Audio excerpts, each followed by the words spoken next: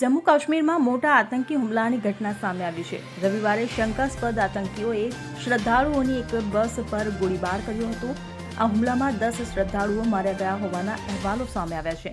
Jammu Kashmir transport સાથે સંકળાયેલી બસ રિયાસી જિલ્લાના રાસુમાં આવેલા શિવખોરી મંદિરેથી કટરા તરફ જઈ રહી હતી।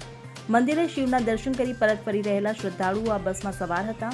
આ દરમિયાન આતંકીઓએ કાંડા ચંડી વિસ્તારમાં બસના ડ્રાઈવર પર ગોળીબાર કર્યો હતો, જેને કારણે ડ્રાઈવરે બસ પર કાબુ ગુમાવી દેતા શ્રદ્ધાળુઓ સાથે તે ખાઈમાં ખાબકી હતી। આ ઘટનાની જાણકારી રિયાસીના ડેપ્યુટી કમિશનર દ્વારા આપવામાં આવી છે।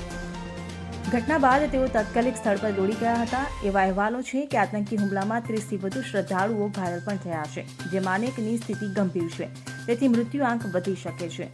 જે વિસ્તારમાં આ ઘટના બની તે રાજૌરી જિલ્લાની સરહદે આવેલો છે। રાજૌરીમાં અગાઉ અનેક વખત આતંકી હુમલા થઈ ચૂક્યા છે। ઘટના બની તે પહેલા આ વિસ્તારમાં આતંકીઓ સક્રિય હોવાની માહિતી મળી હતી। આ સમગ્ર ઘટના બાદ પોલીસ અને સુરક્ષા દળો તાત્કાલિક દોડી ગયા હતા અને શ્રદ્ધાળુઓને રેસ્ક્યુ કરવામાં આવ્યા હતા। Bureau report CN24 news. હવે જુઓ દેશ દુનિયાની તમામ ખબરો તમારી આંગળીના ટેરવે।